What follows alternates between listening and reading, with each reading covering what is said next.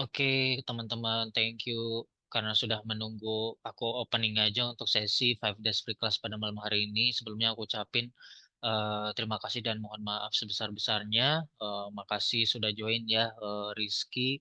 Kemudian di sini ada Akun, Diami, Dimiastari, Hairani, sama Nur Iska Sabili karena sudah join. Dresta juga, makasih udah ngarahin.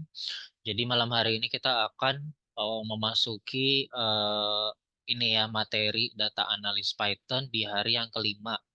Nah, yang dimana tuh kita akan membahas terkait mungkin kita akan masuk ke modul juga ya sama kelas ya. Oke, jadi aku share screen aja. Kemarin kita sempat membahas ini ya apa materi dari Python itu di tutorials point ya. Oke, kita akan pakai tutorials point aja. Oke,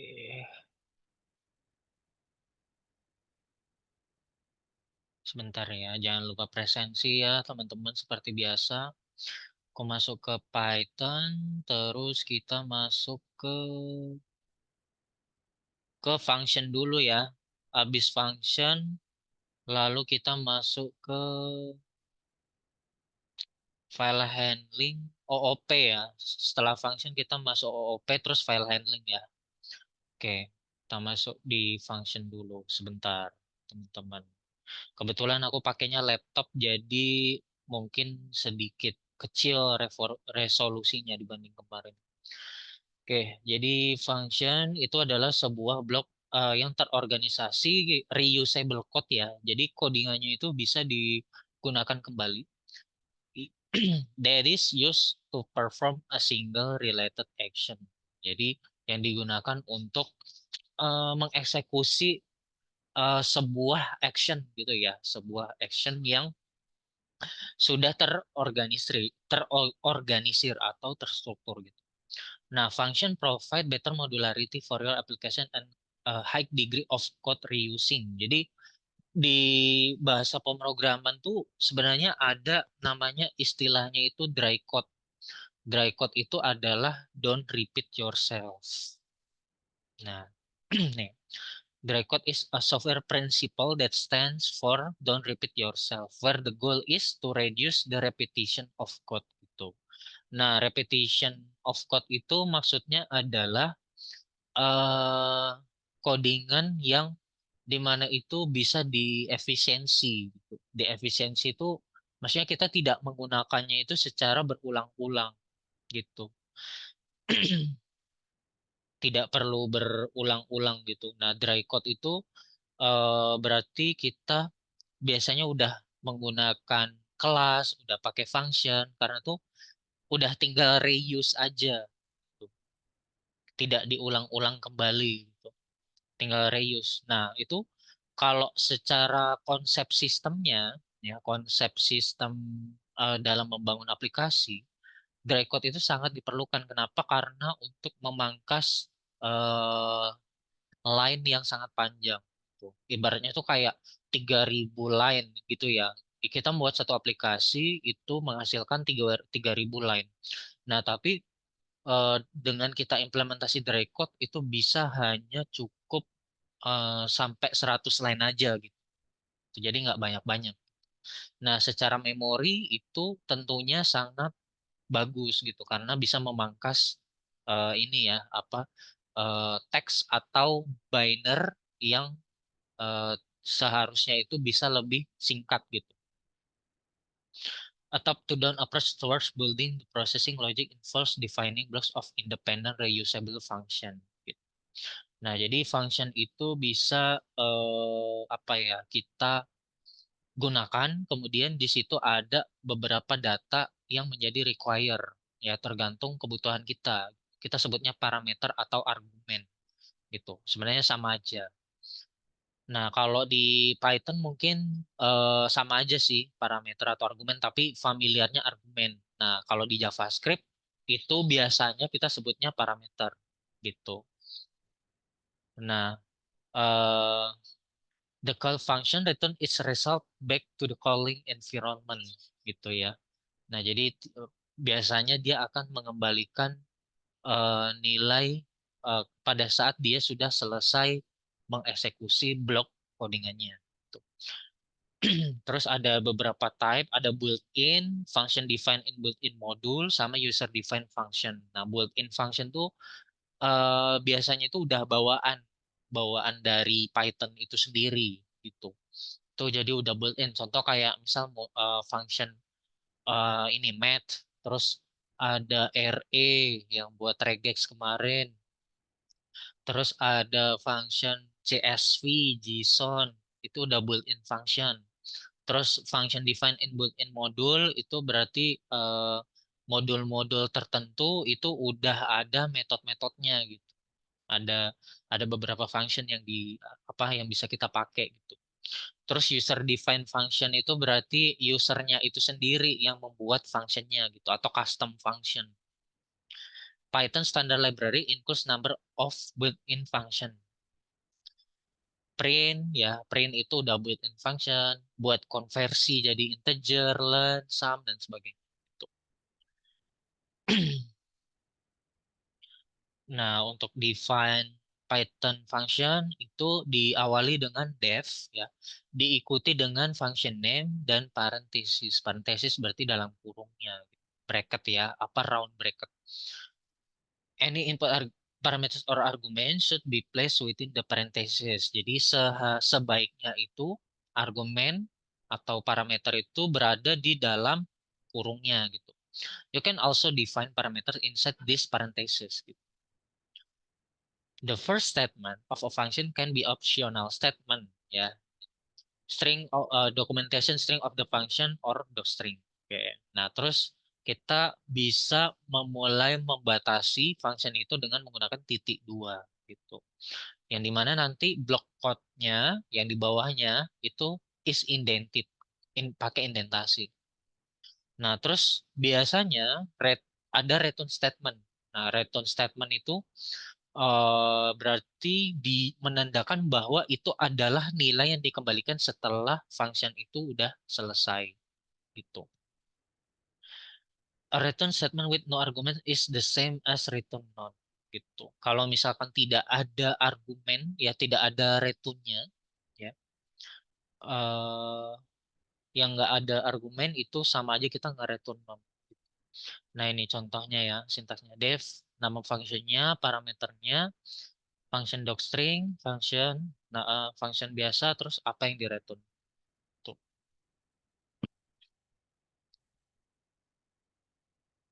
By default, parameter have a positional behavior and you need to inform them in the same order that they were defined.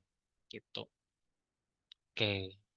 Nah, ini Python function seperti ini ya. Jadi aku punya def greetings. Di sini ada docstringnya of greeting function, kemudian print hello world, terus returnnya kosongan. Terus kita calling functionnya di sini, function greetingnya itu. Nah, kemudian di sini misalkan aku buat print me, nanti dimasukin di sini ada argumen stringnya, terus yang dilakukan ada ngeprint string tersebut gitu. Nah, berarti nanti kita tinggal panggil aja functionnya, kemudian di sini kita masukin parameternya gitu. Parameternya string. Nanti hasilnya dia bakal menampilkan stringnya gitu masing-masing. Tuh ya. Pass by reference versus value. Nah, the function calling mechanism of Python differs from that of C and C++. Jadi ada ini ya, ada mekanisme pemanggilannya gitu. Nah, itu tuh sebenarnya ada sedikit apa ya, referensi gitu ya. Referensinya itu berasal dari C++. Biasanya itu kalau di C++ itu pakai void main gitu ya. Nah, kalau di Python itu bisa pakai yang di awal itu pakai underscore init dan sebagainya. Nah, ada dua main function, itu ada call by value sama call by reference. Nah, itu. When a variable is passed to a function, What does the function do it if change doesn't get reflect the actual argument? Oke, kita lihat original value dimodifikasi, jika tidak dipanggil berdasarkan value, jika iya berdasarkan referensi. Oke. When a function, the value of actual argument is copied the variable representing the formal argument. If the function modifies the value of formal argument, it doesn't reflect the variable that was passed to it. Oke. Nah, ini kita langsung ke contohnya aja ya, biar dapat gambaran ya. Nih, def test function dalam kurung argumennya. Nah, kemudian di sini print ID inside the function, ID dalam kurung argumennya. Aku punya variable hello, string hello, print ID before passing ID variable test function, aku masukin variabelnya. Oke. Nah, kita coba cek di sini. If the above code is execute, the ID before passing and inside the function is same. Okay. Before passing and inside the function is same. Nah, berarti ini sama ya. Gitu. Jika keduanya itu dieksekusi, ya, ID sebelum passing ya, ID sebelum ini ya, sebelum test function and inside the function is same gitu. Jadi ID yang ada di sini, yang di dalam sini sama yang di luar itu sama hasilnya. Object is mutable or immutable. Pattern numeric object is immutable. Jadi pattern numeric object itu immutable when a numeric object is passed, the function change the value of the formal argument. New object in the memory leaving the original variable unchanged. Nah, ini kita lihat contoh yang lain ya. Nah, ini sempat berbeda. Di sini ada function, terus di sini di print ID inside the function, argumen, kemudian argumen sama dengan argumen plus satu. Nah, berarti ini ditambah satu ya. Kemudian print new object after increment, argumennya yang satu tadi, ya yang plus satu, jadi 11, ID-nya langsung jadi berbeda. Oke. Nah, ID dalam kurung ini itu adalah built-in function bawaan dari Python sebenarnya. Yang dimana itu dia digunakan untuk mengenerate ID. Tuh. Nah, itu tuh biasanya apa ya? Kalau secara konsepnya biasanya ID itu bisa kita gunakan dari timestamp. Nah, timestamp itu berarti waktu. Waktu misalkan ini aku pengen tahu ID pada saat aku itu masuk ke kantor gitu. Nah, pada saat aku masuk ke kantor itu kan udah ke track record ya. Recordnya udah ke track itu. Waktu masuknya itu berarti di tanggal berapa gitu. Misalkan di hari ini berarti tanggal 29 bulan 3 2024. Terus jamnya itu berarti jam misalkan jam 8 pagi berarti 08.00. Nah, itu bisa jadi ID sebenarnya. ID yang apa yang unik gitu. Yang dimana setiap detik itu itu bakal berbeda. Nah, kalau mau yang lebih spesifik lagi, itu kita bisa pakai microsecond. Microsecond itu misalkan detik ke berapa apa detik ke 5. Nah, tapi microsecondnya itu yang ke 001 gitu atau 002. Kalau microsecond kan dia sangat cepat gitu ya pergantiannya gitu. Jadi ID-nya sangat unik gitu. Nah, kita bisa menggunakan timestamp untuk dijadikan ID sebenarnya gitu. Nah, terus di sini kita perhatiin ya, kita coba eh, punya variabel ya, isinya itu 10, di assign angka 10 integer, terus kemudian di print ID before passingnya itu berarti ini ya 140 sampai 160 ini. Kemudian aku coba test function, aku masuk berarti di sini ini yang insert ya. Nah, yang insert ini bisa kita perhatiin di sini ID-nya sama. Nah, kemudian dia eksekusi lagi. Di sini dijumlahkan dengan satu, berarti di sini dia punya angka yang berbeda lagi gitu. Nah, kemudian setelah ini udah fungsinya ini udah selesai ya, yang ini udah selesai baru dia menjalankan yang ini. Value after function call itu 10. Nah, jadi sebenarnya variabel yang ada di sini ya, ketika kita passing ke dalam function itu tuh ketika kita tambahkan satu ya, kita increment dengan angka satu itu tuh dia tidak berubah variabel yang ada di luar ini. Kenapa? Ibaratnya itu karena dia itu mengcopy value ini supaya nanti digunakan ke dalam function ini gitu. Jadi ini ya, mutable immutable gitu ya. Nah, kemudian nanti di sini dia value-nya itu tetap 10 gitu. Jadi yang ditambahin satu itu adalah ketika dia masuk ke dalam function ini aja. Jadi argumen ini yang akan berubah, bukan variabel ini gitu. Seperti itu ya. Jadi bisa dipahami ya teman. Nah, kemudian ini aku coba apa ya, langsung contohnya aja ya.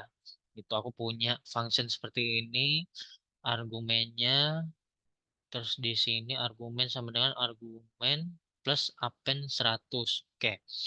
Nah, ini di sini kita bisa lihat di sini aku punya list ya. Listnya ada 10, 20, 30, 40. Terus kita print ID before passingnya itu berarti benar ya. Di sini jadi unik ya. ID before passingnya jadi unik 271544. Lalu kemudian di sini kita masukin ke dalam function ya, berarti yang 10 sampai 40 ini masuk ke sini jadi list yang ada di sini. Kemudian inside functionnya ini tetap 10, 20, 30, 40 ya ini. Kemudian ID-nya seperti ini. Nah, kalau kita perhatiin sama ID yang ini itu sama ya. Oke. Nah, kemudian di sini di append ya, argumen sama dengan argumen plus append 100. Nah, berarti kalau kita perhatiin di sini harusnya tambah ada satu value lagi yaitu angka 100 gitu. Nah, coba kita lihat list after function call-nya di sini jadinya nambah jadi 100 di sini ya. Nah, di sini kalau misalkan kita menggunakan list ya, yang mutable object gitu. Kalau misalkan kita pakai list atau dictionary, itu tuh akan mempengaruhi ini apa, variabel yang ada di luar gitu. Kalau yang di dalam itu kita tambahkan sesuatu atau kita modify gitu. Ininya apa nilainya kita modify di dalam function, nanti yang di luar itu akan kena pengaruh gitu. Karena di sini setelah kita coba print, hasilnya itu angka 100-nya tetap keluar gitu. Nah, kalau misalkan yang tadi kalau apa, dalam bentuk apa string atau mungkin dalam bentuk integer gitu ya value-nya.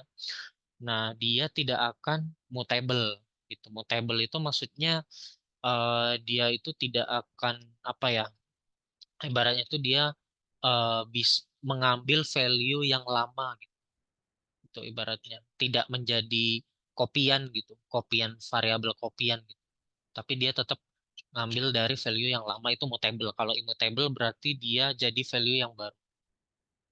Itu ya. Python function argumen itu bisa lebih ini ya, bisa lebih dari satu. Nah, yang dimana seperti ini, contohnya kalau misal kita ada apa ya, sebuah function isinya itu ada dua argumen gitu. Nah, kemudian di sini functionnya itu kita sebutannya ya untuk argumennya. Kalau yang ini format format argumen ya. Kemudian yang ini aktual argumen. Itu aktual itu berarti adalah nilai yang kita masukin langsung. Nah, ini contohnya kita bisa membuatkan sebuah function greeting. Di sini ada argumen name. Jadi format nama di sini bakal beda-beda yang keluar. Oke. Nah, terus ada beberapa type ya. Di function argumen itu ada positional or required argument, keywords, default. arbitrary. Oke, kita coba bahas satu persatu.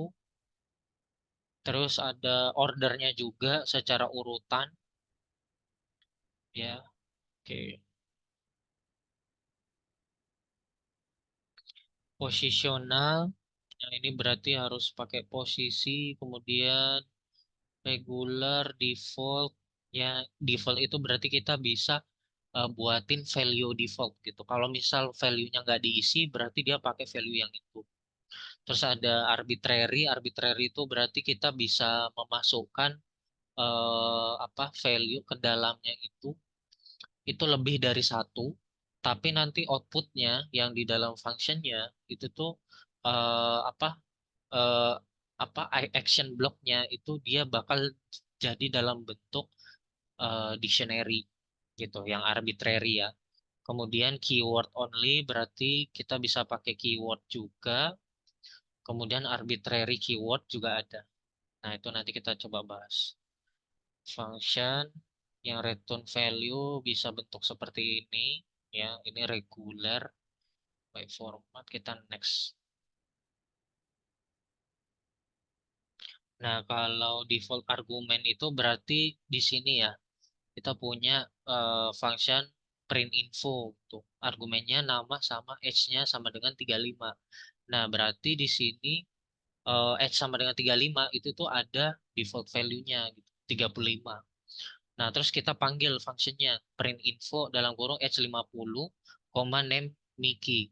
Nah, berarti kita kan ini ya apa langsung pakai keyword di sini. Umurnya itu 50, namanya Mickey. Nah, kalau kita perhatikan di sini posisinya itu kan seharusnya yang name itu sebelah kiri, yang age sebelah kanan. Nah, tapi kita bisa secara acak gitu masukin value-nya tapi dengan ketentuan kita perlu pakai keywords gitu.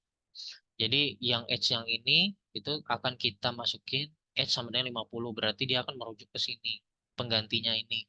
Terus name itu berarti kita masukin Mickey itu sebagai pengganti name ini. Nah, jadi nanti hasil printnya itu akan tetap konsisten. Tuh. Terus kemudian kalau misalkan di sini yang dimasukin itu cuma namanya aja, Mickey aja. Nah, kita nggak perlu khawatir, kita nggak perlu ngisi edge-nya. Kenapa? Karena di edge itu ada default value-nya, default argumen namanya.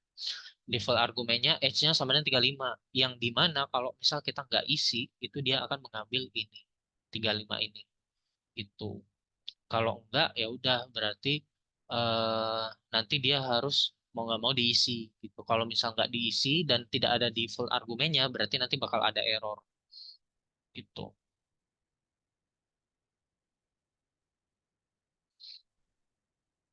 Nah, ini contoh yang udah ada default value ya, default argumennya gitu. Ada pi, match, max marks. Ya, oke.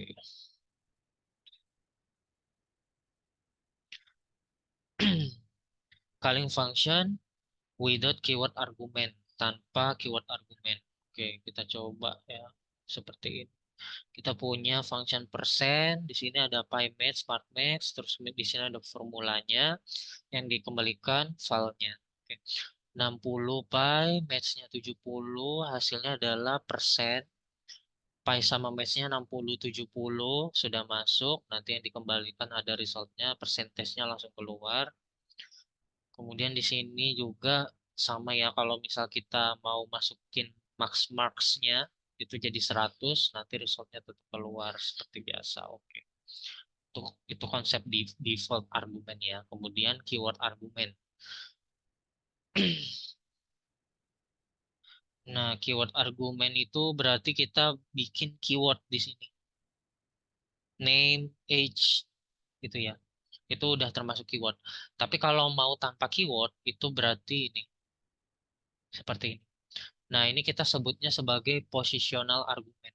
Positional argument itu berarti argumennya itu harus posisinya itu sesuai. Misal Navin, Navin itu berarti ini name. Kalau 29 ini berarti age-nya.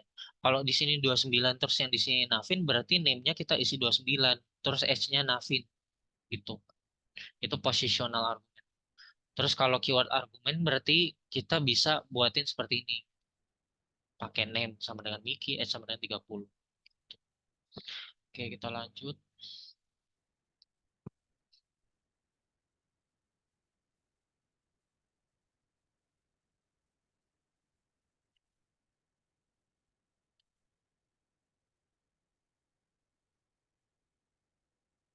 Oke, ini kalau misal pakai posisional seperti biasa, ini keyword argumen sudah oke. Oke, kita lanjut. Keyword only argument. Use of keyword argument is optional, but you can force the function be given argument by keyword only. You should put an asterisk before the keyword only argument. Nah, jadi seperti ini ya. Ini contohnya kita ngeprint hello world ya. Terus separatornya strip. Oke.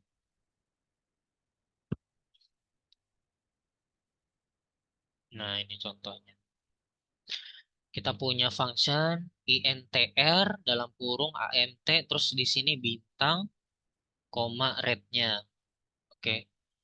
Nah, terus di sini intr 1000 koma rate-nya sama dengan 10.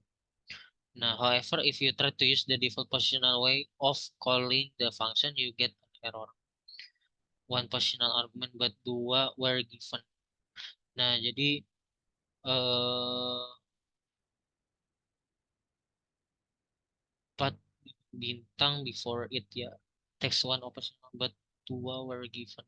Jadi positional argument itu sama kayak yang ini nih, sebentar yang di with three school kayaknya contohnya lumayan. Coba ya, Python kita buka.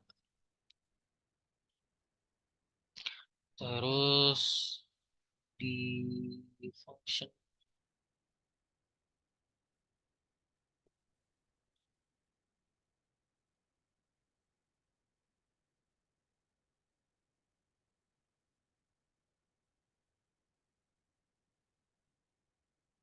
Nah, ini arbitrary. Kita bisa pakai bintang seperti ini nanti bentuknya dalam bentuk list ya. Gitu. Seperti ini. Terus ada keyword argumen. Keyword argumen itu kayak tadi sama. Nah, terus ada ya arbitrary keywords argumen itu pakai bintang dua kali seperti ini nanti bentuknya dictionary. Nah, kalau yang bintang satu itu berarti bentuknya itu ini ya eh, apa outputnya? Outputnya itu list ya. Outputnya list. Tapi kalau bintangnya dua berarti outputnya itu dictionary. Nah, ini outputnya dictionary. Tak persyaratannya itu harus ada keyword argumennya gitu yang dipakai.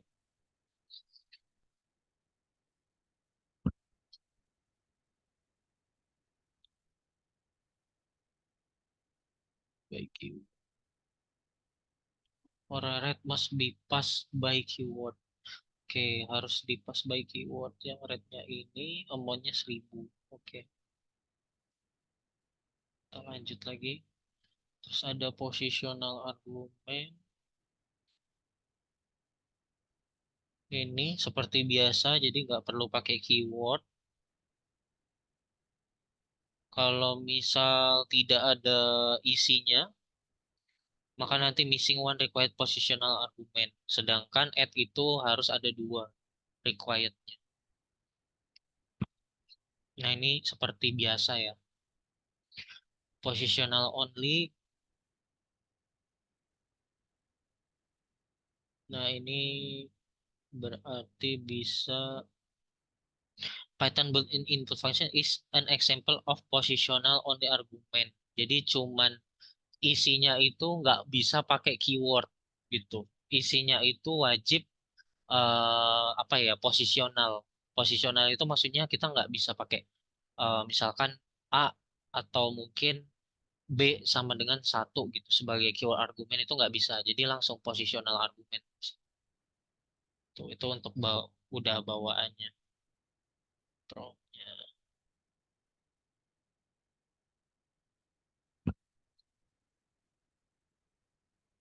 Cara yang error may be defined in such way that is it has some keyword only and some positional only argument.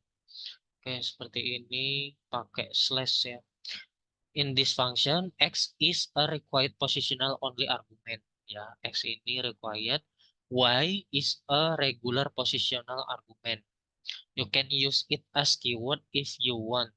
And Z is a keyword only argument. Jadi diawali dengan bintang ya. Kalau misal positional only berarti diawali dengan slash sebelumnya. Nah, kalau misalkan kita mau memanggil fungsinya, itu nanti yang Y itu tidak boleh pakai keywords. Kalau misalkan apa mau pakai kalau are valid, kalau yang ini the following function calls are valid.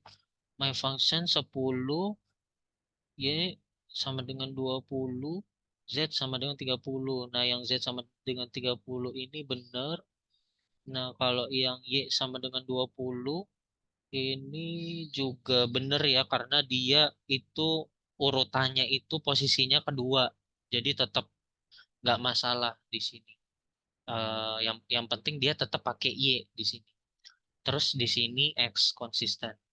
Nah, kalau misalkan yang Z-nya ini yang 30 aja itu tidak bakal bisa lolos. Kenapa? Karena dia keyword only.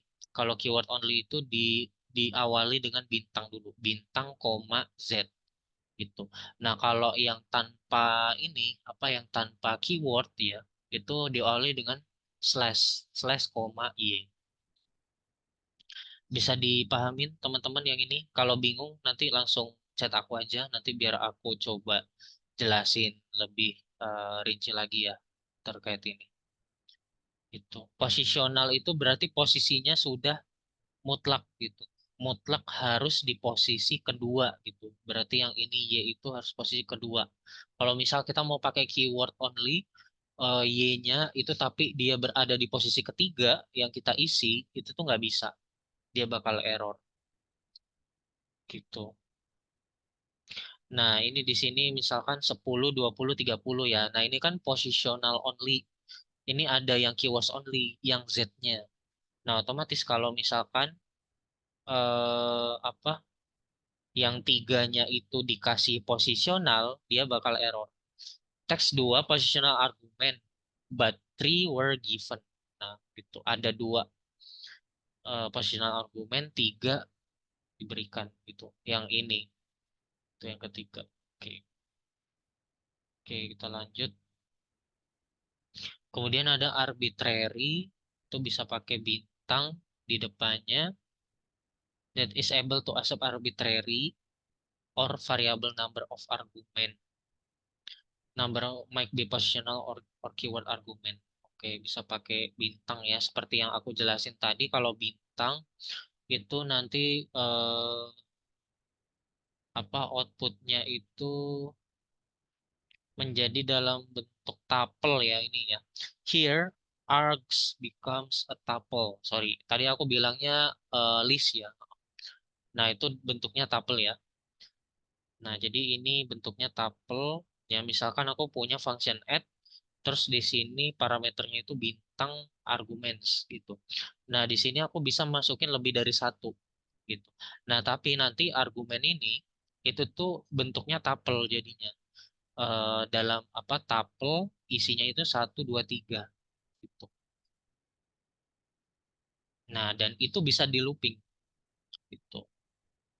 Terus kalau misal mau dibikin apa sampai 10 argumen di sini di dalamnya gitu, itu juga bisa. Tuh. Oke.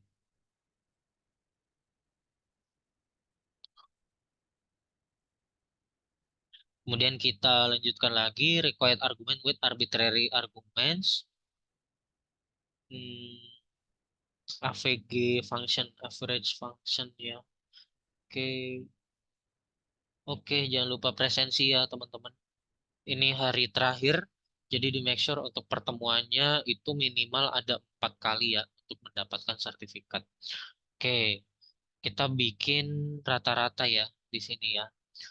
Nah, di sini misalkan aku bikin function argumennya itu untuk yang argumen pertama itu nggak pakai bintang ya. Ini kita pakainya ini biasa gitu. Nah, ini first berarti positional argument gitu, regular positional argument gitu. Kemudian yang kedua kita pakai bintang, bintang res, berarti arbitrary keyword ya. Nah, kita bisa pakai bintang res. Kemudian nanti di sini second sama dengan max res. Berarti kita melihat nilai maksimalnya. Tuh, nilai maksimalnya. Karena kan kalau misal mau mendapatkan apa nilai rata-rata itu caranya adalah dengan kita menjumlahkan nilai awal dijumlahkan dengan nilai akhirnya gitu. Nilai apa nilai yang paling awal ya bener ya firstnya ya first terus ditambahkan dengan second ya berarti nilai yang paling tingginya itu di sini itu adalah 50. Nah kemudian dibagi dua, nah itu nanti dia dapat average-nya. Nah average-nya itu berarti rata-ratanya gitu, seperti itu. Nah, ini aku nggak tahu ya. Kalau rumusnya sih seperti itu ya.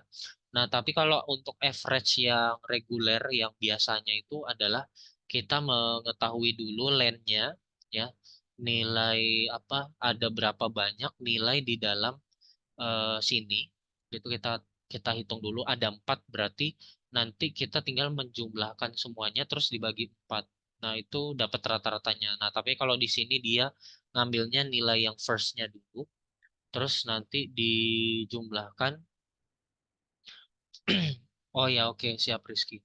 Nah, terus dijumlahkan yang nilai second-nya, nilai yang paling tingginya, terus dibagi dua. Nah, kalau di sini average-nya seperti itu. Itu sama aja sih, ya mungkin 45. Terus kalau yang ini kan kita jadinya bentuknya list ya, guys. Bentuknya apa? Bukan list, sorry, tuple. Bentuknya tuple yang rest-nya ini. Kemudian ada yang arbitrary keyword. Nah, arbitrary keyword itu nanti bentuknya ini ya, apa namanya dictionary gitu. Karena bintang dua kali ini berarti kita harus menggunakan keyword gitu untuk memasukkan argumen ke dalam function ini. Kalau nggak pakai keyword nanti bakal error.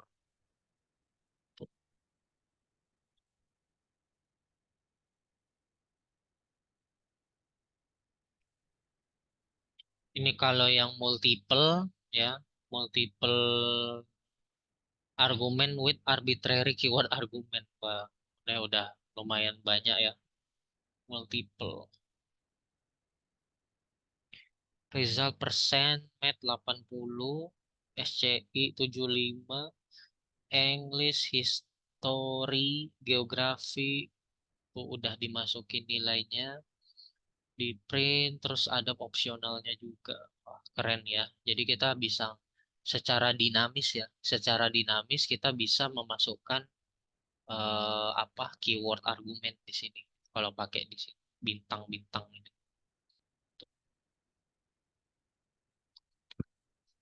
Kita next.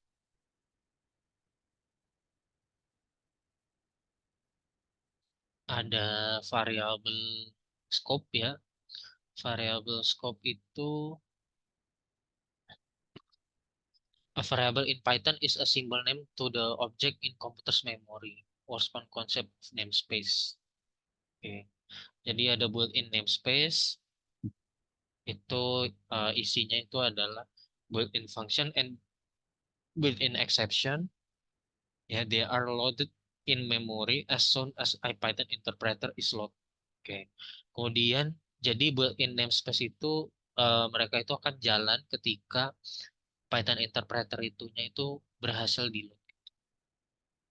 Kemudian ada global namespace, itu contains any names defined in the main program. Ya. Local namespace itu berarti di dalam function. Jadi ada 3 scope. Nah, yang global function itu ini ya, ada name, main, doc. terus ada package, loader, dan sebagainya.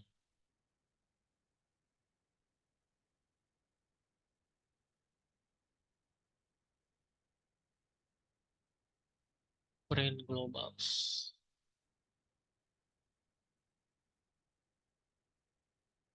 Nah, ini contohnya misalkan aku membuat function sendiri gitu ya, my function.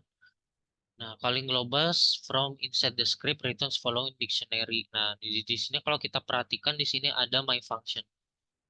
Tuh, ada functionnya kita gitu, yang global gitu ya. Variable in the program and their value and the function object in it. Any variable created outside a function can be accessed within any function, so they have global scope. Following is an example to show the usage of global variable in Python. Oke.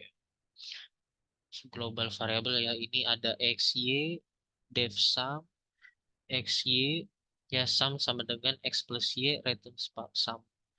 Nah, di sini kalau kita perhatiin, di sini tuh global variable ya.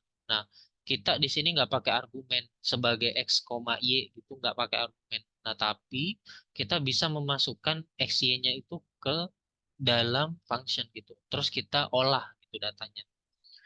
Nah, nanti hasilnya itu tetap dia ngambil referensinya dari global function, global variable gitu kita sebutnya. Dari global variable.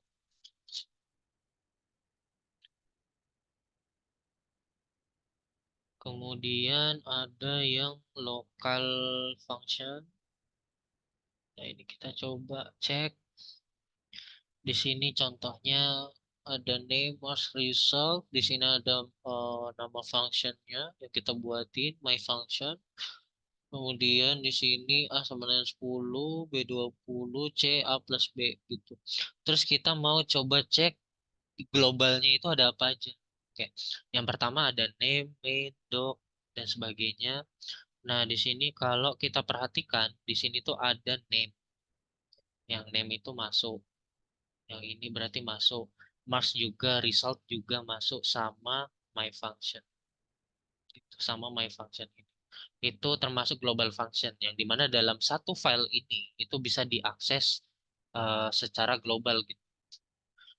Nah, sedangkan untuk yang lokal kita coba perhatikan di sini isinya itu ada A, B, C. Gitu. A, B, C ini adalah variabel lokal gitu. Kalau misalkan ada def di dalam def gitu, misalkan ada nested function gitu. Nah, itu nanti apa function di dalam functionnya itu akan masuk ke kategori lokal karena dia berada di dalam function tersebut. Nah, itu biasanya kalau di bahasa pemrograman kita membuat sebuah kelas itu kan misalkan apa? Kita instansiasi dulu gitu kelas orang gitu namanya kelas people. Nah, terus di dalam kelas people itu ada function-functionnya. Nah, itu sebenarnya kita sebut dengan metode itu. Yang dimana itu nanti kita ketika mau panggil metode yang ada di dalam kelas itu, kita tinggal panggil aja nama kelasnya dot nama metodenya apa. Gitu. Nah, itu termasuk lokal terhadap kelas. Since both globals and locals function return dictionary, you can access value of a variable from respective namespace with dictionary get method or index operator. Jadi kita bisa apa akses value-nya seperti ini, globals name. Nah, jadi nanti isinya itu tutorials point. Isinya maksudnya value-nya ya, seperti ini. Gitu. Jadi kita ngeprintnya itu nggak nggak langsung name-nya, tapi global name itu sama aja. Nah, itu biasanya kita butuh identifikasi untuk variabel yang di luar itu ada apa aja. Ketika dalam satu file itu ada banyak banget variabel dan function. Nah, itu fungsi dari global itu adalah untuk ngerangkum semuanya. Itu ada apa aja. Terus untuk yang lokal juga bisa, ya kita bisa pakai get juga untuk make sure bahwa ada variabel itu atau tidak gitu. Kalau misal mau pakai dalam kurung seperti ini itu juga bisa, tapi nanti dia nggak raise error gitu. Sorry, kalau misal nggak ada variabelnya, dia bakal ada error kalau pakai kurung square brackets seperti ini. Following is a simple example to show the usage of local variable in Python. Oke. Nah, ini lokal ya, x, y itu argumen ini tuh termasuk lokal. Nah, ada namespace conflict juga. If a variable of same name is present in global as well as local scope, Python interpreter give priority to the one in local namespace. Misal di sini ada marks sama dengan 50, terus di sini ada marks sama dengan 70, sama aja kayak kita ngasih nilai marks yang di sini yang di luar itu untuk pakai 70 gitu. Nah, marks ini itu tuh tetap tapi Mars untuk yang di dalam sini aja gitu. Dia tidak tidak akan mengubah value yang ada di luar gitu. Nah, makanya ketika kita panggil fungsinya di sini angka 70 yang akan keluar. Kemudian untuk yang di luar itu print marks, berarti angka yang ini yang di print gitu. Nah, dia tidak termutasi ya, seperti halnya dictionary sama ini ya, list immutable sebutannya. If you try to manipulate value of global variable from inside a function, Python raise unbound local error. Nah ini, misalkan aku coba manipulate seperti ini. Mars sama dengan 50. Nah, aku manipulate Mars sama dengan Mars plus 20. Nah, itu tidak bisa. Kenapa nggak bisa? Karena kita menambahkan di dalam function. Nah, kecuali kalau misalkan ternyata di sini ada argumen marks. Nah, itu bisa kita mas sama dengan mas plus 20. Itu bisa.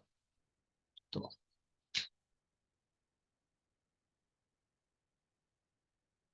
Nah, kalau seperti ini tuh ibaratnya kayak Mars ini tuh sebenarnya nilainya belum terdefinisi apa-apa gitu. Jadinya bakal muncul error.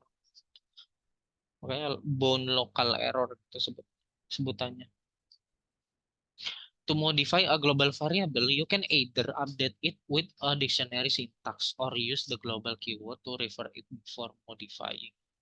Aku contoh var 1, var 2 ya. Change values of global variable berarti kita bisa pakai globals variable 1 sama dengan globals variable 1 plus 10. Berarti kita bisa modify ini di dalam function tapi kita pakai ini global globals. Global variable 2 ya. Ini kita bisa pakai global juga. Variabel 2 itu kan 60. Variabel 2 sama dengan var plus 20. Nah, kemudian nanti ketika kita coba cek di luar, itu value-nya akan berubah. Gitu, guys. Bisa cukup dipahami ya terkait ini ya. Jadi bisa kita ubah tapi syaratnya itu kita pakai globals.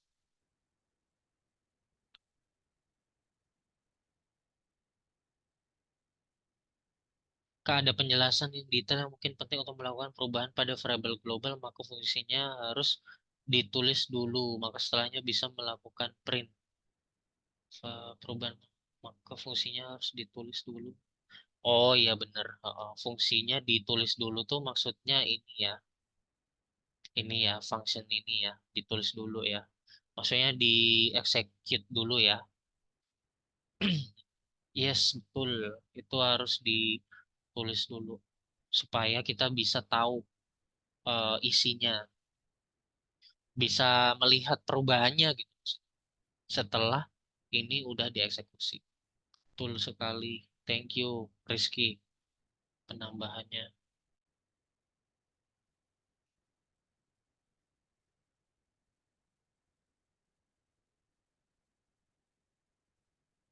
Nah, ini kita coba lagi 50, 60. My function, oke, my function x, y, total sama dengan x plus y. Total is a local variable total. Oke, kalau variabel total. Di sini my function dalam kurung var 1 var 2. Nah, ini kita coba jalankan ya. Nah, ini nanti bakal error seperti ini. Total is not defined. Kenapa? Karena total ini itu adalah variabel lokal. Dan kita mencoba berusaha untuk mengaksesnya secara global. Gitu. Maka nanti bakal error. Kita next lagi. Anotasi. Oh iya, mau dibikin anotasi. Are any valid Python expression added to the arguments or return data type? Simple example of annotation. Data type of argument. Metadata, metadata about the argument declared in a function. You can also return data type. Oke, ini bisa juga sih dilakukan seperti itu. Return type. Anotasinya itu lebih ke ini ya, tipe datanya. Kalau misalkan tipe datanya nggak sesuai, nanti bakal muncul pesan biasanya. Nah ini A, B. Nah di sini eh, berarti untuk yang apa? Untuk yang argumen pertama, yang huruf A itu wajib integer. Yang kedua berarti wajib integer juga supaya bisa apa? Diubah gitu. Data type lesson. Apa itu keywords? Kita ini bisa dijelaskan apa itu KWARGS. KWA KWARGS itu keyword arguments eh, apa Rizky? Keyword arguments itu yang tadi yang pakai bintang itu asteris tadi itu keyword arguments.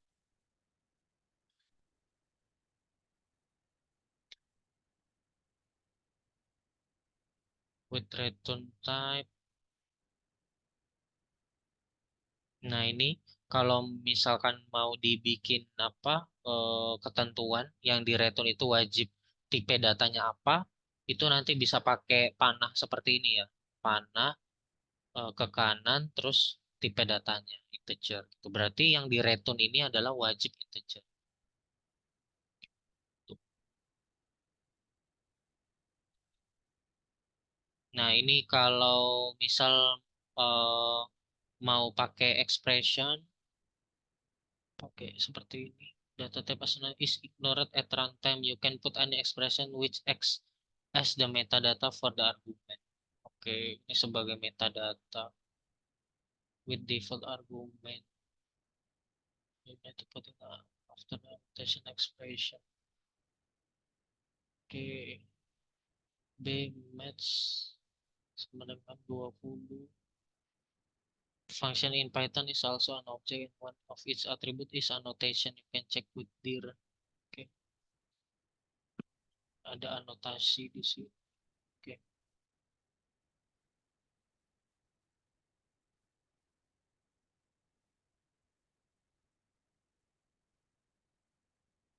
B match return class gitu. Oke, oke, kita lanjut. Oke, kita masuk ke modul. Nah, setelah kita masuk ke modul, kita eh, langsung masuk ke file handling ya. Nah, jadi modul itu adalah apa ya?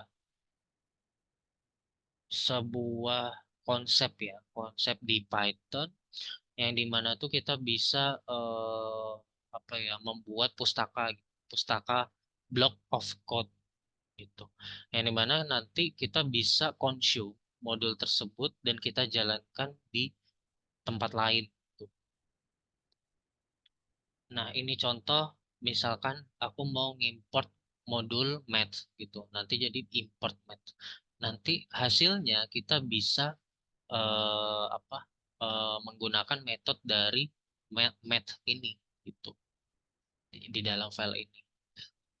Nah, ada yang built-in modul, ada juga yang custom modul atau user define modul ya kita sebutnya. Nah, ini salah satu contoh modul-modul yang udah bawaan. Itu ada OS string, RE regex ya, math, cmath, datetime dan sebagainya. Nanti bisa dibaca aja. Ada yang user define modul. User define modul itu adalah modul yang di custom oleh kita dan biasanya kita pakai extension .py. Modul sama dengan library. Kalau library itu kumpulan modulnya. Kalau modul itu berarti ya udah satu buku. Ibaratnya itu modul itu bukunya. Kalau library itu berarti perpustakaannya yang ada banyak modul gitu. Contoh ya, misal kadang-kadang yang kita impor itu kita sebutnya library. Kenapa? Karena itu tuh udah lengkap banget gitu, udah lengkap banget bukunya gitu, modulnya di dalam. Udah pakai modul yang lain. Misal apa ya contohnya ya? Hmm, misal kalau aku ini punya punya aku bikin nih namanya library data analis gitu ya, library data analis. Nah, data analis itu kan ada banyak banget itu apanya penjabarannya ya. Ada Excel, ada Python, ada R ya. Kemudian ada apa lagi ya? Ada Tableau ya contohnya, terus dan sebagainya gitu ya. Nah, ada skala mungkin juga. Nah, itu berarti jadi satu library. Nah, modulnya itu masing-masing modul itu udah punya fungsinya masing-masing, udah punya formulanya masing-masing itu yang bisa kita gunakan. Nah, ibaratnya itu kayak gitu. Kita lanjut. Nah, ini kalau yang user define modul itu aku punya modul mymodule.py ya, isinya itu say hello ya, satu function namanya say hello. Terus nanti aku punya file yang lain ya. File yang lain itu aku tinggal import my module, terus aku bisa apa eksekusi ininya apa metodenya gitu, function yang ada di dalam modul tersebut gitu. Nah, kayaknya waktu itu aku udah sempat praktekkan ya, tapi nggak apa-apa aku coba lagi mungkin yang untuk bikin kalkulator waktu itu ya udah sempet. Misal aku bikin namanya main.py seperti ini. Nah, main.py terus aku bikin satu file itu kalkulator.py. Kalkulator.py ada ini add A, B gitu ya. Ini contoh yang kemarin sebenarnya, cuman aku ulang aja. Return A plus B kayak gitu. Nah, modul ini nanti aku tinggal import aja, import kalkulator seperti ini. Terus aku tinggal print dalam kurung kalkulator dot add. Terus isinya 1,2 gitu contoh.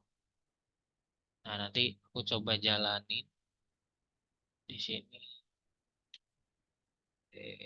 Do work. Eh, sorry ini ada di XMPP 8112 kayaknya. Eh, sorry. Dir XMPP aja ya. XMPP cdat slash edu work python main.py. Nah, ini langsung keluar hasilnya 3 gitu. Jadi kita bisa menggunakan modul kalkulator ini, kita impor masuk ke sini. Gitu. Sama halnya seperti kita mengimpor built-in function, import RE contoh. Nah, RE ini tuh udah ada bawaan Python. Kalau kita lihat filenya, itu sangat kompleks sekali. Nah, seperti ini.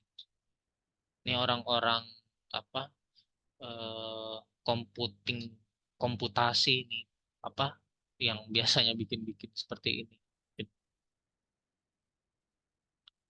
Pyplot SPLT mungkin dari atas yang bagian library-nya adalah matplotlib. Coba import matplotlib .pyplot SPLT from matplotlib import pyplot SPLT. Oh ya, sebentar ya. Oke, kita lanjut. Sorry. Mungkin dari atas yang bagian library-nya adalah matplotlib dan yang bagian modulnya adalah pyplot. Iya, betul. Itu. Tapi pyplot itu dia file terpisah atau enggak? Nah, kalau misalkan file terpisah itu biasanya itu bisa dibilang itu modulnya. Jadi kayak perintilan-perintilannya. Matplotlib. Nah, matplotlib kan itu berarti math, mathematics, plotting, library. Libnya itu library kalau nggak salah. Berarti kan itu berarti kan itu adalah modul library, sorry. Itu adalah library kan, matplotlib, math plotting library. Tuh, oke. Nah, seperti ini ada yang built-in function. Itu salah satu pengaplikasiannya untuk yang modul ya. Apakah saat kita memanggil metode berarti kita memanggil kelas dan saat memanggil pipeline modulnya berarti kita memanggil fungsinya? Eh iya. Oh, oh. Itu berarti kita manggil kelasnya. Coba aja. Kebetulan di sini kayaknya ada matplotlib-nya deh. Matplotlib. Nah, seperti ini. Terus di sini kan ada NumPy. Nah, ini kan berarti ada beberapa modul kan yang jadi ibaratnya tuh kita memanggil ini matplotlib. Nah, tapi di dalam matplotlib itu sendiri mengimpor banyak modul lagi. Nah, itu bisa dibilang kayak sebuah library kan yang cukup kompleks. Nah, di sini ada pplot ya tadi. Saya memanggil pplot matplotlib.pplot dot plotnya. Nah,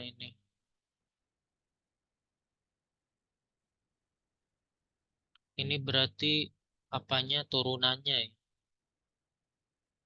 Ada banyak banget function. Bisa kita cek di sini.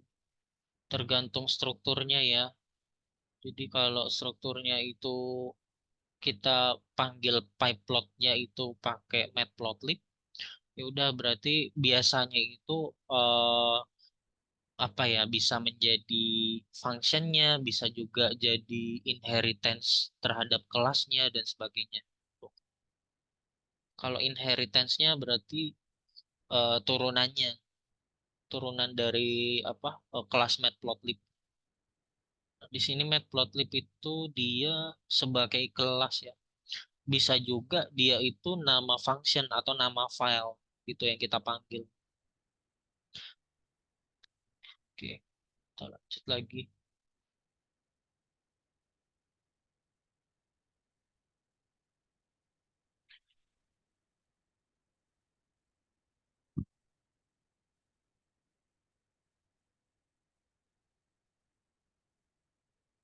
Nah, ini berarti kita manggil function say hello. Nah, ini misalkan aku bikin ini ya. Sebentar, aku coba bikin kalkulator dot add gitu. Aku panggil di sini itu berarti nggak bisa. Coba kalau misalkan kita buat dalam bentuk kelas. Ini biasanya dia bentuknya udah apa? Udah pakai namespace sih. Gitu. Jadi udah ada ketentuannya. Kalau misal kita langsung pipeplotnya yang dipanggil, kira-kira bisa nggak? Nggak bisa. Jadi harus diturunkan dari matplotlib dulu. Nah, ini pyplotnya baru bisa diakses.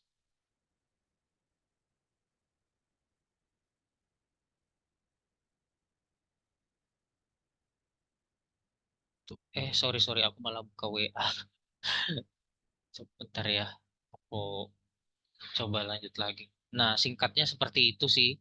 Jadi kita bisa mengakses variabel, kita mengakses metode dan sebagainya di dalam modul tersebut. Oke, oke. Kemudian mungkin kita masuk ke kelas sedikit ya. Habis itu kita eh, udah selesai. Oke. Masuk ke kelas terus ke file handling. Habis itu udah langsung tanya jawab. Mungkin nggak terlalu lama ya bahasnya. Kelas, kelas OOP ya. Library, nambah, networking, multi trading. Oh, lumayan menarik juga ya pembahasannya.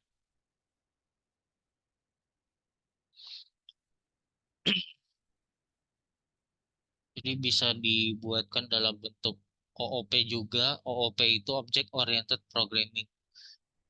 Yang dimana itu kita bisa menggunakan kelas dan objek gitu untuk membuat struktur yang baik.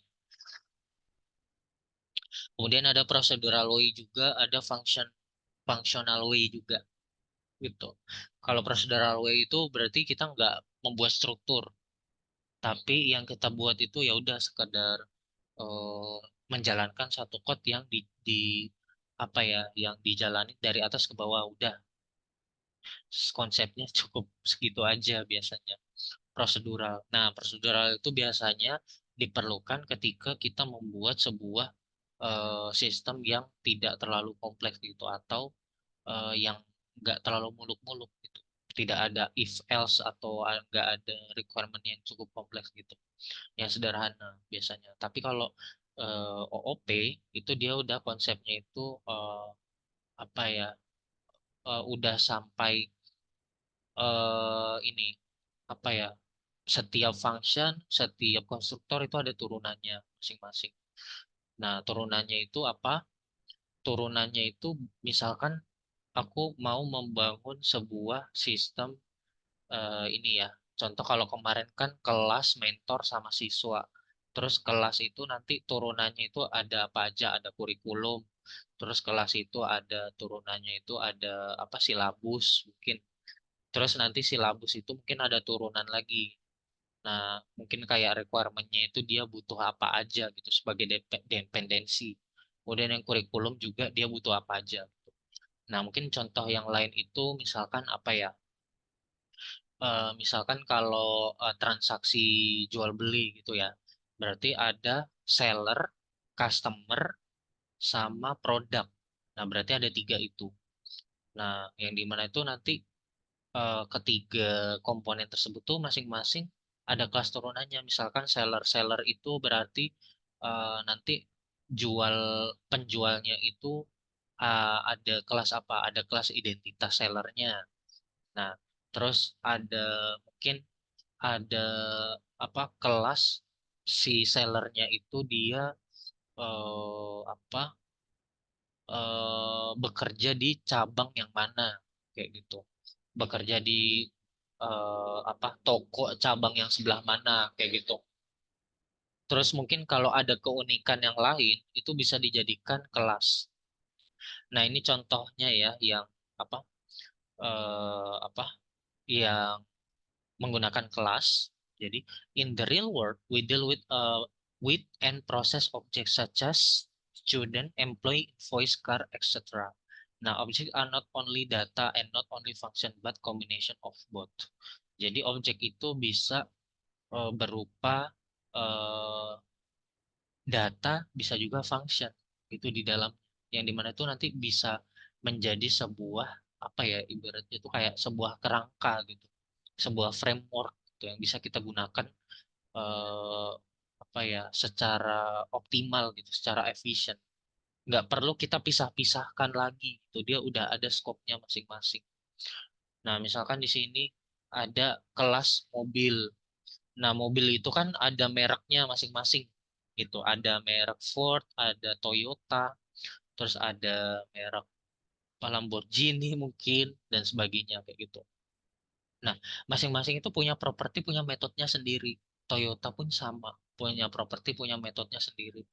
Nah, ini hal baru ya yang aku jelasin ya, karena ini terkait konsep.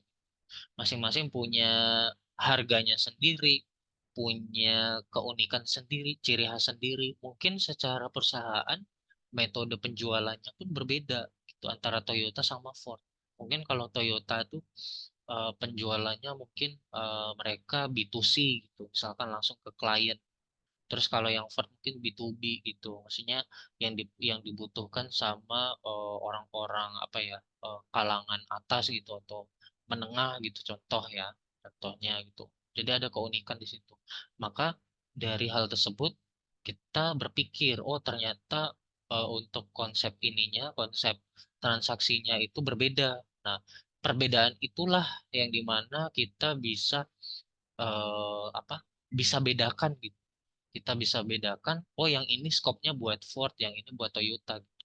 Nah gitu bisa nangkep ya maksudku ya, kalau misalkan kita hanya membuat satu kelas aja tapi nggak ada turunannya, kelasnya ya udah cukup dari ininya aja, dari transaksinya gitu. Nah nanti kalau misalkan ada merek tertentu yang cara penjualannya itu sistemnya berbeda, sistem transaksinya itu berbeda. Nah, itu nanti sebagai developer itu bisa jadi akan effort gitu untuk membuat metode baru masih di dalam satu kelas car itu gitu.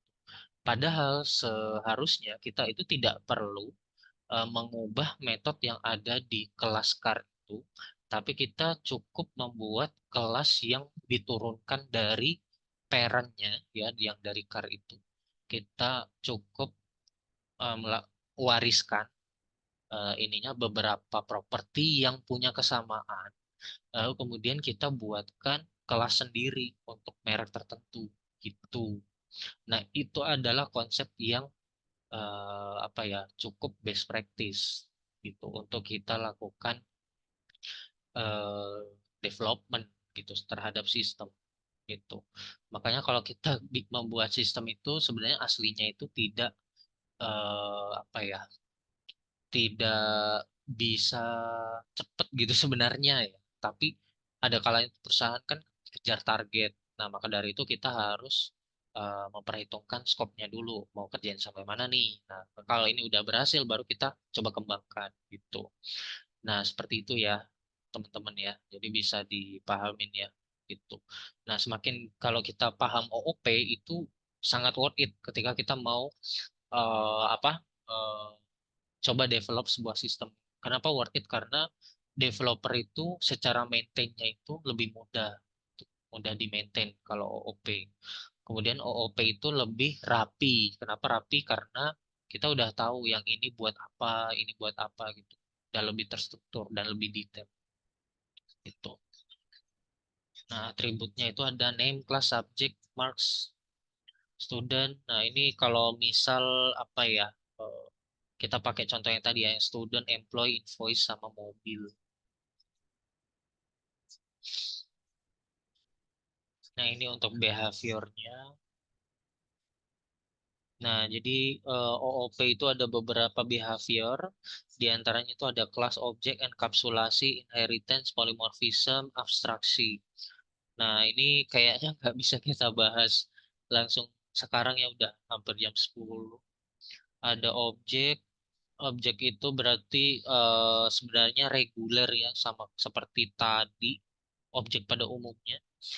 To a class circle, for example, instance of class circle, the unique instance of data set that is defined by its class. Oke. Seperti biasa. Enkapsulasi itu berarti lebih ke akses gitu.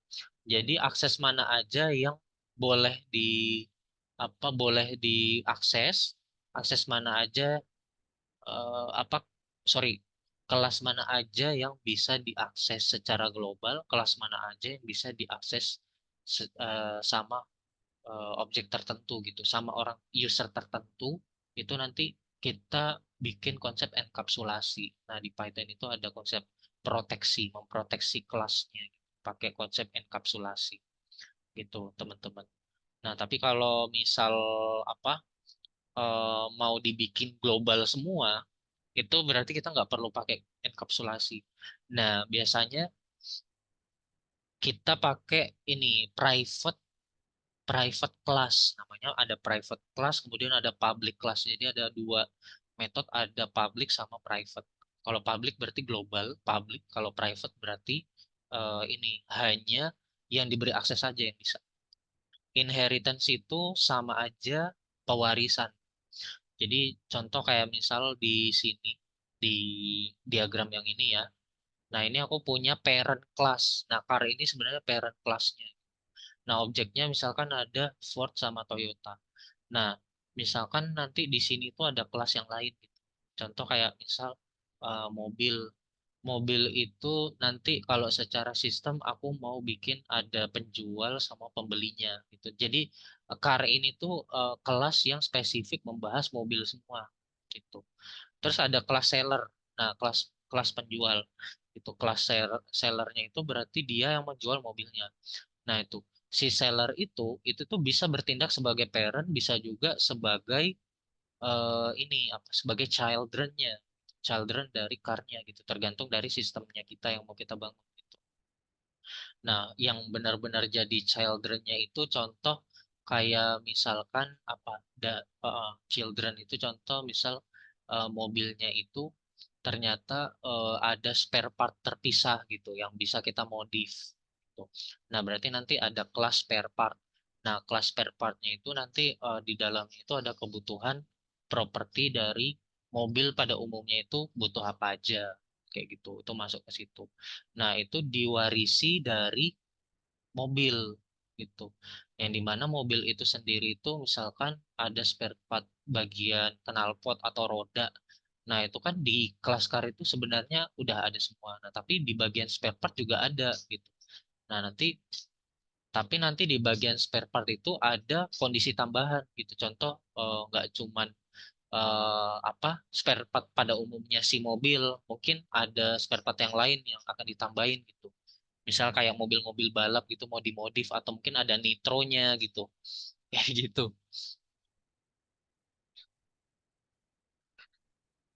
Kayak gitu ya, teman-teman ya. Jadi bisa diwarisi gitu apanya behaviornya ke kelas yang di bawahnya. Nah, ini by the way kita bahas konsep ya, belum codingnya. Karena ini sangat berharga. Konsep itu berharga kenapa? Karena sebelum kita ngoding tuh kalau kita udah paham konsepnya dulu, nanti tuh kita enak gitu untuk menentukan atau melanjutkan proses yang kita lalui gitu. Kak, dalam data science atau data analis apakah sering kali menemukan nested class yang mungkin jumlahnya banyak atau kompleks isinya?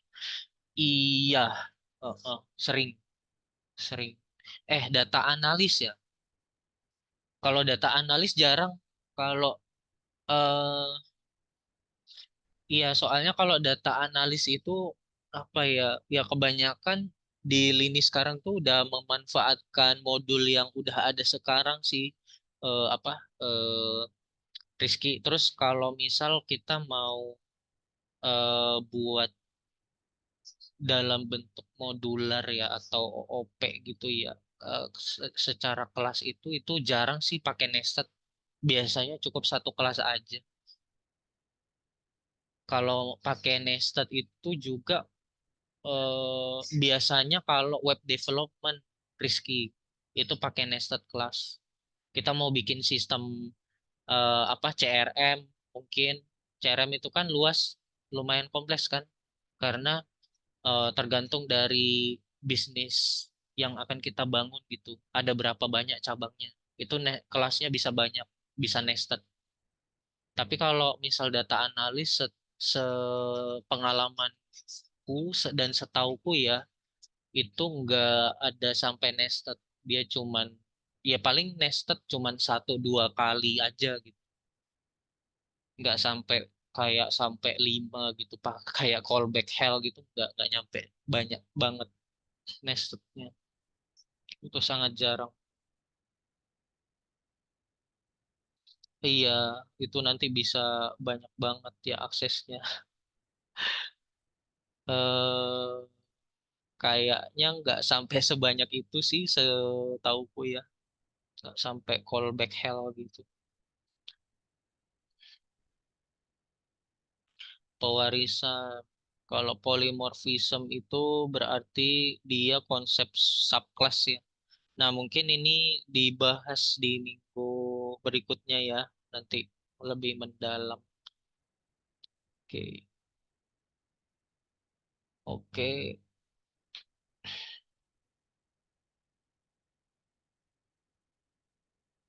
oke. Kemudian apalagi ya? Paling udah ya, itu aja ya. Kalau misalkan mau yang lebih detail, mungkin nanti teman-teman bisa join nih di kelas apa private kelasnya Edward, karena nanti teman-teman bakal ini membahas lebih lanjut bersama dengan mentor-mentor profesional. Minggu terakhir, minggu terakhir apa, Rizky? Five days free class maksudnya? Atau apa? Free classnya? Hari terakhir apa minggu terakhir maksudnya? Kalau minggu minggu depan aku nggak tahu ya, ada lagi nggak ya? Apa? Mungkin Resta tahu. Aku nggak tahu sih, nanti tergantung dari manajemennya ya. Nanti kita lihat aja ya. Kalau emang masih ada, kalau emang masih ada nanti aku isi lagi nggak apa-apa. Kita bahas polymorphism. Terus kita coba bahas, kan konsep udah ya. Terus implementasi kemarin itu baru file handling sih. Mungkin minggu depan kita coba implementasi yang menggunakan kelas ya. Gitu. Ini file handling sempet gak ya? Kayaknya nggak usah ya. Udah jam 10 juga. Teman-teman sorry banget. Aku tadi apa di perjalanan. Kalau misalkan aku nyampainya jam 8 mungkin nggak apa-apa ya, dari jam 8 sampai jam 10 kita live mentoring gitu, so, bahas 2 jam gitu nggak masalah. Kalau dari aku udah jam 10 nggak enak sama yang lain. Tuh, nggak enak sama Dresta juga, nanti udah ngantuk-ngantuk lagi nungguin aku. Oke, gimana teman-teman, ada yang mau ditanyain mungkin sampai di sini? Karena hari terakhir aku bikin keleluasan, mungkin ada yang mau didiskusikan gitu, project free class, atau dari teman-teman ada sambil ngerjain tas tertentu gitu. Karena ini baru Python-nya aja, mungkin next data analisnya Excel gitu ya. Pasti ada perkalian matriks yang mungkin dilakukan terhadap data Z, atau hanya perkalian biasa yang terjadi dengan tujuan memperoleh hasil tertentu terhadap metode dan tujuan tertentu. Ini kapan disusunnya kalimat ini, Rizky? Udah dari tadi kayak. Akan tetapi seringkali mayoritas seseorang memakai library NumPy sebagai alat tercepat. Bagaimana jika saat ini membuat perkalian tanpa library NumPy? Hanya menjalankan fungsi array, np array atau tertentu yang bukan np.matmul, matmul dan np.dotnya, dengan bahwa saat kita saat ini ada cuma NumPy belum hadir. Oh gitu. Scratch berarti kita build from scratch. Kalau build from scratch itu ya udah kita cuman menggunakan sintak-sintak dari yang dari scratch aja. eh Iya, aku akuin itu di zaman sekarang itu udah banyak banget data analis ya, udah dipermudah ya, dalam tanda kutip tuh kayak dimanjakan dengan modul-modul yang sudah beredar gitu. Nah, tapi sebenarnya modul-modul tersebut tuh ya tidak ada salahnya juga kita gunakan gitu. Kenapa? Karena untuk mempercepat proses ini apa, proses pengerjaan gitu, satu. Terus yang kedua, kalau proses pengerjaannya cepat, otomatis kan nanti secara nggak langsung berpengaruh di ini performa dan juga percepatan penjualan gitu atau pembelian gitu. Kalau misal kita di perusahaan jasa atau perusahaan yang menjual sebuah produk, terus data analisnya itu meriset pasar pasar dari sosial media gitu. Kebanyakan mereka itu minat di bagian apa, lagi ngetren apa gitu. Nah, kalau misal data analisnya itu ngedevelop dari awal tanpa modul, itu bisa aja dia ngedevelopnya misalkan ya dia makan waktu 1 bulan gitu. Nah, nanti kan lama nih prosesnya 1 bulan. Ngedevelop satu case itu dalam 1 bulan dia udah dapat gaji gitu untuk mengerjakan satu case itu. Nah, tapi kalau misal kita udah pakai modul yang dimana itu udah benar-benar fast building atau like apa ya fast like lah gitu dan juga ringan untuk kita pakai dan kita gunakan, nanti tuh yang 1 bulan tadi bisa cukup dalam waktu 1 minggu aja kita kerjainnya. Gitu. 1 minggu udah kelar, nanti semakin banyak apanya transaksi yang bisa dilakukan gitu karena output datanya itu banyak yang dihasilkan gitu. Kita semakin cepat mendapatkan kesimpulan dan kejar targetnya bisa melebihi ekspektasi. Ibaratnya itu kayak kita punya OKR di tahun ini, misal penjualannya 10.000 pieces gitu. Nah, tapi karena ada banyak kemudahan yang diberikan, kita bisa menjual lebih banyak gitu, lebih banyak pieces gitu, lebih dari 10.000. Nah, itu ada plus minusnya, Rizky. Jadi kalau misal dimanja dengan modul, ya itu bisa dipercepat juga secara pengerjaan. Perkalian matriks mungkin metode kakak lebih singkat. Perkalian matriks itu kayak gimana? Apa? Coba. Yang di kalkulus ya, pelajaran kalkulus ya kalau nggak salah ya. Perkalian.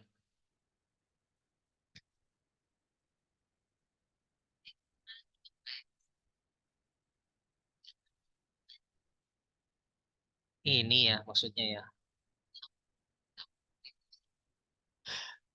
B 1 2 3 4 5 6 7 8 terus dikali ya ini. Berarti 1 kali 5 tambah 2 kali 7. Oh, yang ini maksudnya dibikin perkaliannya. Tapi tapi polanya gimana nanti inputnya? Berarti eh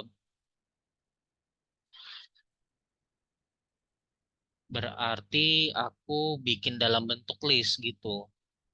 Listnya gimana modelnya? 1 2 3 4 gitu. Tapi kan kalau list kan dia ini horizontal, sedangkan ini ada vertikalnya. Gitu gimana aku bikinnya berarti inputnya.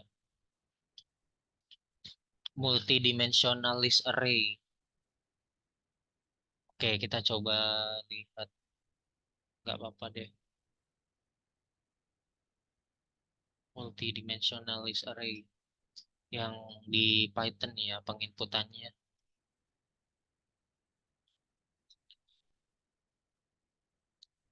Oh, ya, ya, ya, ya. Maksudnya mau dibikin ini multidimensi. Jadi array di dalam array gitu. List di dalam list maksudnya Rizky. Nah, kayak gini maksudnya.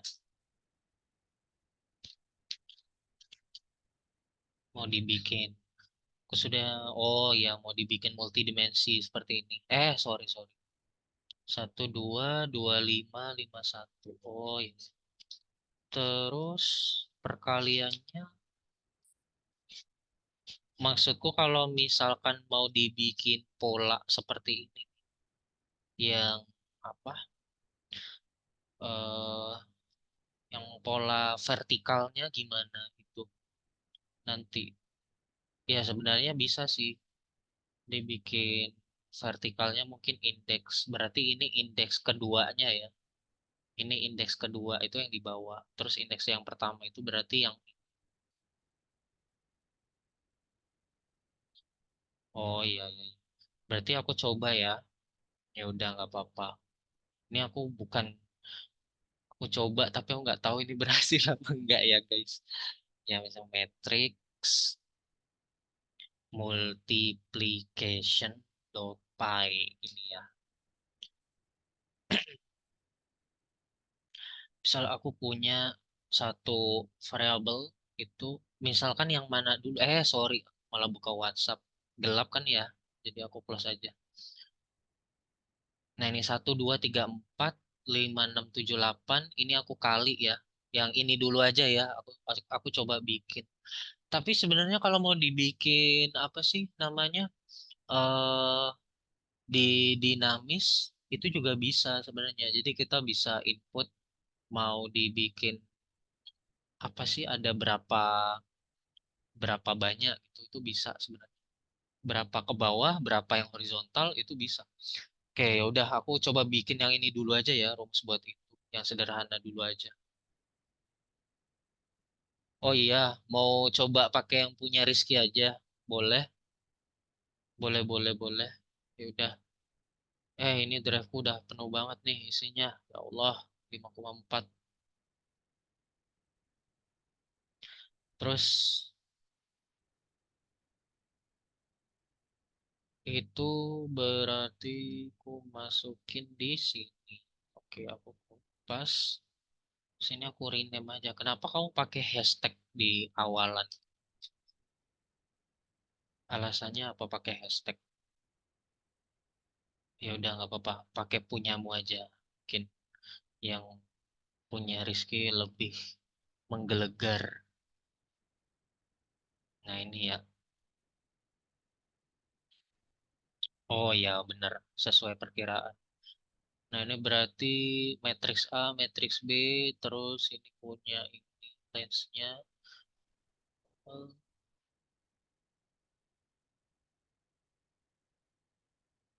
Oh iya, iya. Oh ini udah kamu pakai nested ya.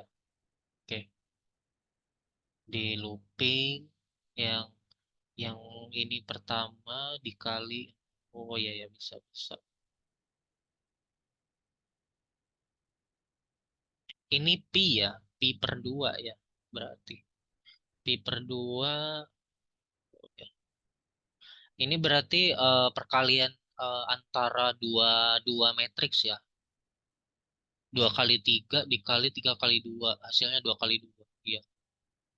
Oke.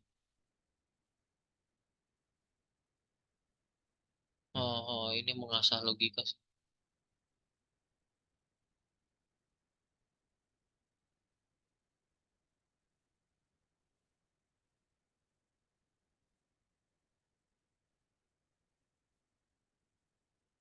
Oke, coba kita jalankan ya. Python. Ini udah pakai input Rizky atau enggak? Ini enggak pakai input kan ya? Dia langsung dimasukin nilainya ke situ kan? Matrix multiplication dot by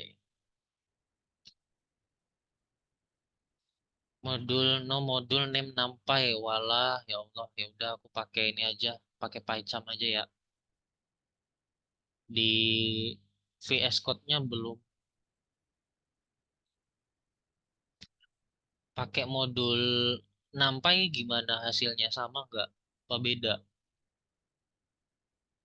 ini habis bahas ini udah ya Riz ya itu kalau mau dibikin bisa tapi kayaknya agak lama deh soalnya lumayan mikir juga itu tapi coba gini aku challenge satu ya dibikin yang versi input. Nah, tapi gini apa Rizky dinamis gitu bisa nggak bikin versi input tapi dinamis.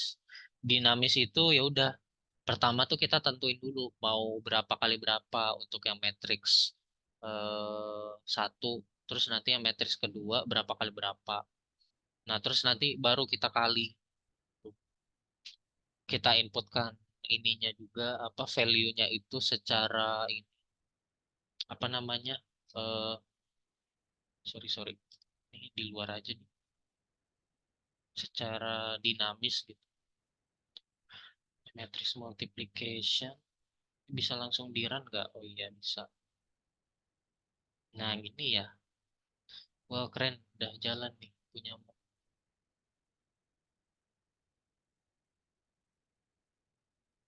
With no library 169,3822637226 sama kan? Yang tanpa library berarti kamu berhasil bikin ya. Tanpa library oke. Nampai Matmul, Nampai dot product. Oke, berarti sama ya tiga-tiganya ya.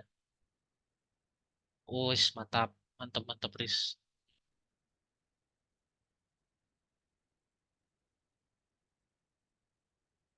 Heeh. Iya, maksudku dinamis itu berarti nanti kalau misal aku masukinnya sampai 5 kali 6, terus yang di sini dikali berapa kali berapa gitu, itu udah bisa. Nah, dibikin kayak gitu, bisa dinamis gitu.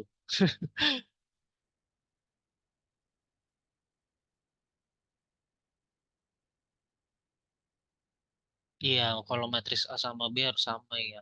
Contoh kayak 3 kali 2 sama 2 kali 3 itu kan sama ya. Makanya hasilnya 2 kali 2. Oke,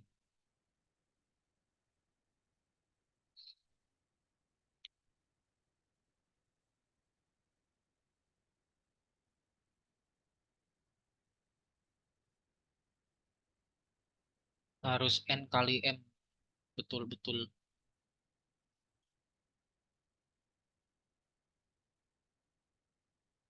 Sampai. Oke.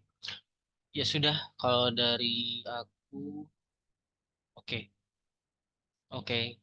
Mungkin minggu depan kita coba bahas ya, lebih lanjut ya. Rizky, kalau apa, bukan minggu depan sih, di next 5 days free class. Tolong diingetin aku ya untuk bahas ini. Sorry banget ya guys, kalau kemalaman ya sampai setengah 11. Ya udah. Tapi kalau dari aku salut sih, maksudnya dari teman-teman sekalian, kayak Hairani ya, dari hari pertama itu selalu sampai aku selesai. Terus Nur Iska, Hakun, Rizky, ya Nurul juga, di Miastari juga ya, dari awal sampai akhir setia banget ya nemenin aku. Thank you banget guys. Apa atas ininya, atas semangat belajarnya ya. Aku doain mudah-mudahan kalian bisa mendapatkan karir yang lebih baik ya. Mungkin apa eh, di luar sana nanti ya teman-teman bisa apa ya, bisa nggak hanya data analis aja gitu, ininya apa patokannya gitu kalau mau berkarir ya, nanti sesuai passion kalian masing-masing aja gitu, karena pada dasarnya memang kita nggak bisa memaksakan diri gitu, kita tuh fitnya di mana gitu. Ada yang udah emang udah dari kecil terasah ininya secara skillnya, ada juga yang baru diasahnya itu pas udah dewasa, yang pas kecilnya masih ya gitu, masih mencari gitu. Prosesnya orang itu kan beda-beda ya tiap orang ya. Jadi ya gitu, nggak ada kata terlambat buat belajar gitu. Oke, mudah-mudahan ini ya ilmunya berkah ya. Mohon maaf kalau misalkan aku ada kekurangan dalam menyampaikan. Jadi kalau dari aku, yo next next match batch. Oke, siap. Oke, kalau dari aku paling itu aja untuk sesi 5 days free class data analyst Python pada malam hari ini. Ya, aku ucapin terima kasih banyak buat Dimya Stari, Hairani, Hakun, Nur Iska, Nurul, sama Rizky, dan juga Dresta udah bantu mengarahkan ya. Kurang lebihnya mohon dimaafkan. Aku closing. Selamat malam, selamat beraktivitas, dan selamat istirahat. Thank you, teman-teman. Oke, sama-sama. Terima kasih banyak.